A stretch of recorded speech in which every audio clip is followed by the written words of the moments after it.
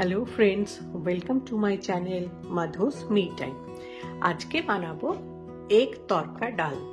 তার জন্য আমি এখানে ওই গ্রিন মুগ ডাল যেটা হয় সেটা, আর তার সাথে কিছুটা যদি এক মুঠো ছোলার ডাল নিই তার সাথে 2 মুঠো গ্রিন মুগ, জাস্ট ডাবল। ওইটা আমি ওভারনাইট ভিজিয়ে রেখেছিলাম, আর সকালবেলা এটাকে আমি বয়েল করে নিয়েছি কিছুটা নুন আর হলুদ দিয়ে, আর তার সাথে একটু কাঁচা লঙ্কা অ্যাড করেছিলাম। তো এটাকে আমি বয়েল করে রেখেছি। আর তার সাথে আমার লাগবে পেঁয়াজ কুচি, ধনেপাতা কুচি, লঙ্কা কুচি, টমেটো কুচি আর 2টো ডিম। ডিমটা লাস্টে লাগবে। আর ওদিকে আছে আমার জিঞ্জার গার্লিক পেস্ট, কাসুরি মেথি, তারপরে জিরে গুঁড়ো, ধনে গুঁড়ো, গরম মশলা গুঁড়ো, লঙ্কা গুঁড়ো আর হলুদ। তো তাহলে শুরু করা যাক আজকের এই রেসিপি। আর আজকে এই রান্নাটা করব কিছুটা তেল আর কিছুটা ঘি মিক্স করে।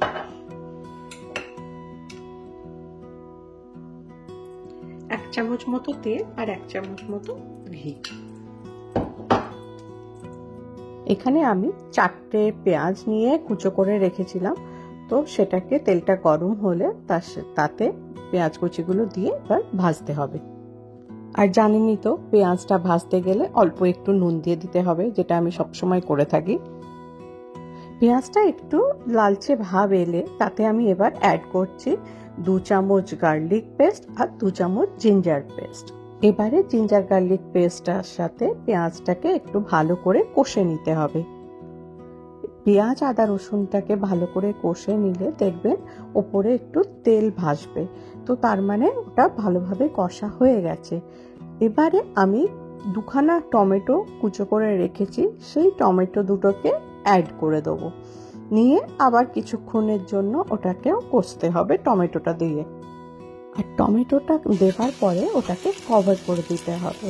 নিয়ে বেশ 5-7 মিনিট মতো ওটা কষে নিলে দেখবেন যে টমেটোটা আস্তে আস্তে সফট হয়ে গেছে, আর আদা রসুন পেঁয়াজের যে পেস্টটা তার সাথে দেখবেন মিশতে শুরু করেছে।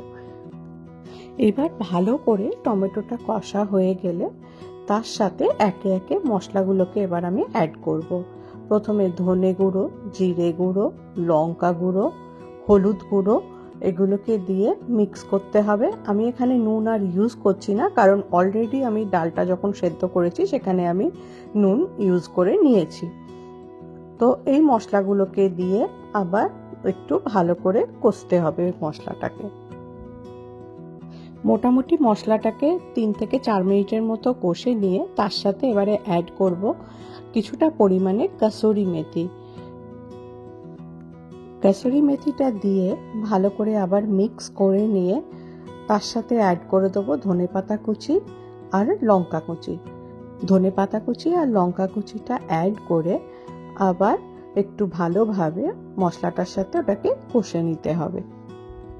এবার মশলাটা কষা হয়ে গেলে আমি যে ডালটা সেদ্ধ করে রেখেছি সেইটাকে এবার মশলার সাথে খুব ভালো করে ওটাকে মিক্স করতে হবে। ভালোভাবে ওটা মিক্স হয়ে গেলে ওটাকে এবারে 3 থেকে 4 মিনিটের জন্য ওটাকে ফুটতে দিতে হবে। ভালোভাবে ওটা ফুটে গেলে উপর থেকে ঘি আর ধনেপাতা কুচি দিয়ে সার্ভ করে দিন। এটা হয়ে গেল প্লেন তরকা। প্লেন তরকাটা রেডি হয়ে গেল। এবারে এটাকে এগ তরকা বানাতে হবে, যারা এগ খান তাদের জন্য। এগ তরকার জন্য প্রথম আমি একটা আলাদা ফ্রাইং প্যানেতে একটু অল্প করে ঘি দিয়ে তাতে আমি 2টো, কেউ যদি চান আরও বেশি ডিম তাহলে সেইভাবে 3টে কি 4টে যেরকমই হোক ডিমের ঝুড়ো বানিয়ে নিয়ে তরকার সাথে মিক্স করে দিন, অথবা ওপরে গার্নিশের মতো করে ডিমটাকে ছড়িয়ে দিন। তাহলেই রেডি হয়ে যাবে আপনাদের এগ তরকা। তাহলে কেমন লাগলো আজকের এই রেসিপি প্লিজ কমেন্ট করে জানাবেন। যদি ভালো লাগে তাহলে লাইক, শেয়ার অ্যান্ড সাবস্ক্রাইব করতে যেন ভুলবেন না। তাহলে আজ এই পর্যন্তই। আবার দেখা হবে আরও একটা নতুন রেসিপি নিয়ে। ততক্ষণের জন্য বাই বাই।